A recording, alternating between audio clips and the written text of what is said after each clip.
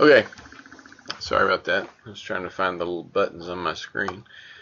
Um, so Bruce Ware is at Denton Bible Church, and he's preaching, and he says this. He's talking about how things get messed up in marriages and his kind of theory on why that happens. And he says that husbands, first of all, he says that women desire to have their own way instead of submitting to their husbands, and that's basically a sinful process. And that husbands, on their part, because they're sinners, respond to that threat to their authority either by being abusive, which is, of course, one of the ways men can respond when their authority is challenged, or more commonly, to become passive, acquiescent, simply not asserting the leadership they ought to as men in their homes and in churches. Now, this is really significant to me. I'm someone, for example, who for several years led a therapy group for men who had been convicted of domestic violence, and men who had been charged with domestic violence and who were on probation and that sort of thing. And so I'm pretty familiar with the notion of what goes on inside a man's head when he's physically abusive to a woman. I spent some time working on that and studying that and treating that. And then here's this guy who comes along from a Southern Baptist seminary and says that when women don't submit to their husbands can respond to that threat by being abusive, and then he says, which is of course one of the ways men can respond, or more commonly by becoming passive and acquiescent.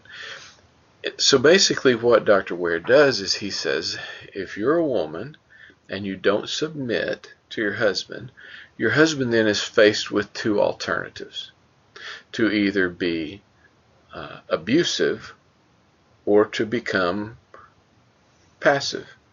There's nothing in between. There's only those two options. And so men are forced into this dichotomy of choices by a woman who sinfully refuses to submit. Now, Bruce would probably not say, well, if a woman gets physically abused, it's her own fault. He would probably not ever say those words.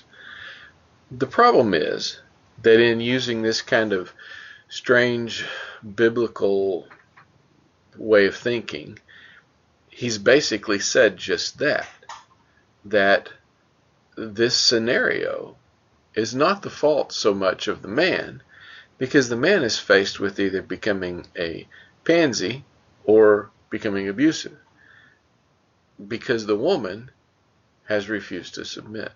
That's very, very problematic in my mind. Now, again, I don't want to spend all of our time trying to think too much about Bruce Ware and him and what he said. He may have realized this later and said, well, I shouldn't have done that. So I'm not trying to vilify Dr. Ware.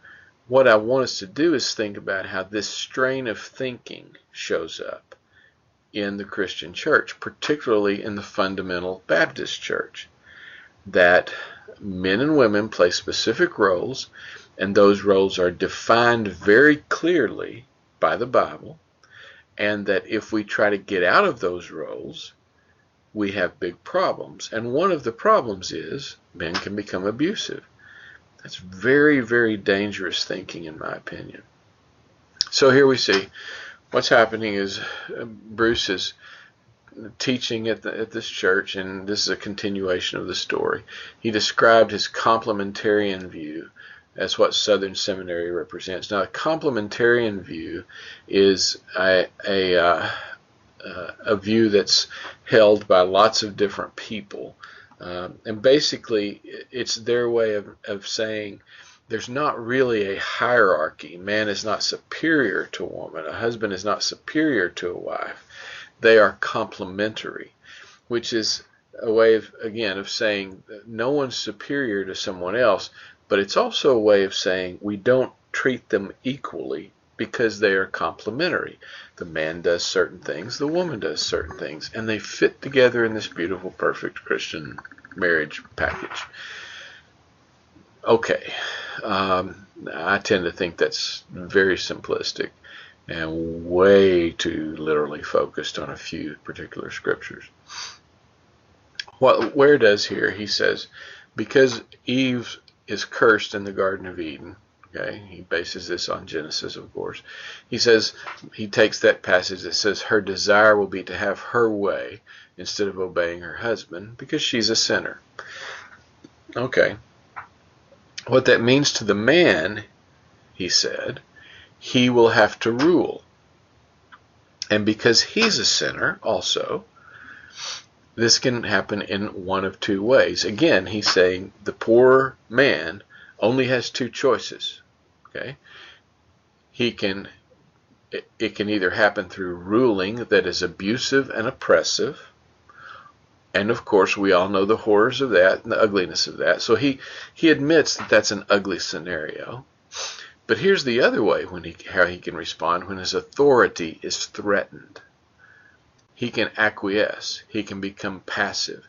He can give up any responsibility that he thought he had to be the leader and just say, okay, dear, whatever you say, dear, fine, dear, and become a passive husband because of sin. So although he says that abuse is going to be ugly and horrific, and he admits that, but then he says there are only two options: for a man to become physically aggressive and abusive, or to become passive and say, yes, dear, okay, dear, whatever, dear. So what that ends up meaning is the man has no good choice. The only way to fix this scenario is for the woman to submit. If she doesn't, the man's going to have two bad choices. He's between a rock and a hard place. This is a serious misogynistic message that says that women cause their own trouble. Be right back.